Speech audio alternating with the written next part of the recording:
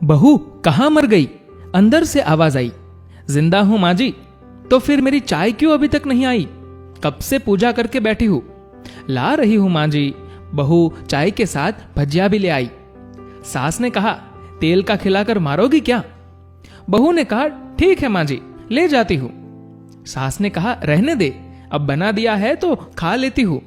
सास ने भजिया उठाई और कहा, कितनी गंदी भजिया बनाई है तुमने। बहू कहती है, माँ जी मुझे कपड़े धोने हैं, मैं जाती हूं। बहू दरवाजे के पास छिपकर खड़ी हो गई। सास भजिया पर टूट पड़ी और पूरा भजिया खत्म कर दिया। बहू मुस्कुराई और काम पर लग गई। दोपहर के खाने का वक्त हुआ। सास ने फिर आवाज लगाई, कुछ खाने को मिलेगा? बहू ने आवाज नहीं दी। सास फिर चिल्लाई, भूखे मारोगी क्या? बहू आई, सामने खिचड़ी रख दी। सास गुस्से से बोली, ये क्या है? मुझे इसे नहीं खाना, इसे ले जाओ। बहू ने कहा, आपको डॉक्टर ने दिन में खिचड़ी खाने को कहा है, खाना तो पड़ेगा ही। सास मुंह बनाते हुए, हाँ तू मेरी मां बन जा। बहू फिर मुस्कुराई और चली गई। आज इनके घर पूजा थी। बहू सुबह 4 बजे से उठ गई। पहले स्नान किया, फिर फूल लाई, माला बनाई, रसोई साफ की, पकवान और भोजन बनाया।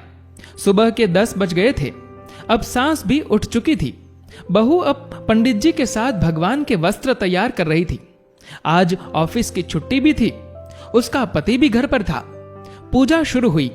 सास चिल्लाती, बहू ये नहीं है, वो नहीं है। बहू दौड़ी दौड़ी आती और सब करती। अब दोपहर के 3 बज गए थे। आरती की तैयारी चल रही थी। पंडित जी ने सबको आरती के लिए बुलाया और सबके हाथों में बारी बारी थाली दी। जैसे ही बहू ने थाली पकड़ी, थाली हाथों से गिर पड़ी। शायद भोजन बनाते हुए बहू के हाथों में तेल लगा रह गया था, जिसे वो पोंछना भूल गई थी। सारे लोग तरह तरह की बातें करने लगे। कैसी बहू है, कुछ नहीं आता, एक काम भी ठीक से नहीं कर सकती, न जाने कैसी बहू उठा लाए। एक आरती की थाली भी संभाल नहीं सकी। उसका पति भी गुस्सा हो गया, पर सास चुप रही, कुछ नहीं कहा। बस यही बोल के छोड़ दिया, सीख रही है, सब सीख जाएगी धीरे धीरे। अब सबको खाना परोसा जाने लगा। बहू दौड़ दौड़ के खाना देती, फिर पानी लाती। करीब 70 से 80 लोग हो गए थे। इधर 2 नौकर और बहू अकेली। फिर भी वहां सारा काम बहुत ही अच्छे तरीके से हो रहा था। अब उसकी सास और कुछ आस पड़ोस के लोग खाने पर बैठे। बहू ने खाना परोसना शुरू किया। जैसे ही सास ने पहला निवाला खाया, बोली, तुमने नमक ठीक नहीं डाला क्या? एक काम ठीक से नहीं कर सकती? पता नहीं मेरे बाद कैसे ये घर संभालेगी। आस पड़ोस वाले को तो जानते ही हो ना साहब, वो बस बहाना ढूंढते हैं नुक्स निकालने का। फिर वो सब शुरू हो गए, ऐसा खाना है, ऐसी बहू है, ये वो वगैरह वगैरह। दिन का खाना हो चुका था। अब बहू बर्तन साफ करने नौकरों के साथ लग गई। रात में जगराता का कार्यक्रम रखा गया था। बहू भी 1-2 गीत गाने के लिए स्टेज पर चढ़ी। सास जोर से चिल्लाई, मेरी नाक मत कटा देना, गाना नहीं आता तो मत गा, वापिस आ जा। बहू मुस्कुराई और गाने लगी। सबने उसके गाने की तारीफ की, पर सास मुंह फुलाते हुए बोली, इससे अच्छा तो मैं गाती थी जवानी में, तुझे तो कुछ भी नहीं आता। बहू मुस्कुराई और चली गई। अब रात का खाना खिलाया जा रहा था। उसके पति के ऑफिस के दोस्त साइड में ही ड्रिंक करने लगे। उसका पति चिल्लाता, थोड़ी बर्फ लाओ, तो सास चिल्लाती, यहां दाल नहीं है। फिर चिल्लाता, कोल्ड ड्रिंक्स नहीं है, पापड़ ले आओ। इधर उधर आखिरी में उसके पति की शराब गिर पड़ी और बोतल टूट गई। पति गुस्से में 2 थप्पड़ अपनी पत्नी को लगाते हुए कहता है, जाहिल कही की, देखकर नहीं कर सकती थी, तुझे इतना भी काम नहीं आता। सारे लोग देखने लगे। उसकी पत्नी रोते हुए कमरे की तरफ दौड़ी। फिर उसके दोस्तों ने कहा, क्या यार, पूरा मूड खराब कर दिया, यहां नहीं बुलाया होता, हम कहीं और पार्टी कर लेते। कैसी अनपढ़ गवार बीवी ला रखी है तूने, उसे तो मेहमानों की इज्जत और काम करना तक नहीं आता, तुमने तो हमारी बेइज्जती कर दी। अब आस पड़ोस की औरतों को और बहाना मिल गया था। वो कहने लगी, देखो क्या कर दिया तुम्हारी बहू ने, किसी काम की नहीं है, मैं तो कहती हूं अपने बेटे की दूसरी शादी करा दो, छुटकारा पाओ इस गवार से। सास उठी और अपने बेटे के पास जाकर उसे थप्पड़ मारा और कहा, अरे नालायक, तूने मेरी बहू को मारा, तेरी हिम्मत कैसे हुई, तेरी टांग तोड़ दूंगी। उसके बेटे के दोस्त कुछ कहने ही वाले थे कि उसकी मां ने घुरते हुए कहा, चुप, बिल्कुल चुप, यहां दारू पीने आए हो, जबकि पता है आज पूजा है और तुम्हें पार्टी करनी है। कैसे संस्कार दिए हैं तुम्हारे माता पिता ने, और किसने मेरी बहू को जाहिल बोला?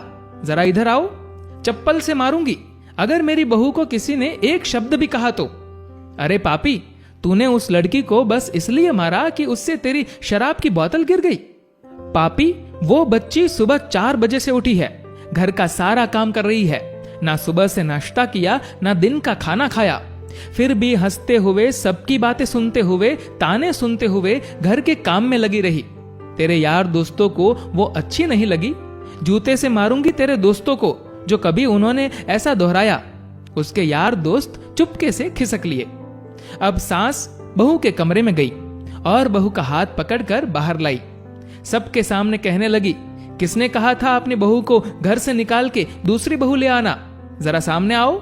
कोई सामने नहीं आया। फिर सास ने कहा, तुम जानते भी क्या हो इस लड़की के बारे में? ये मेरी मां भी है, बेटी भी।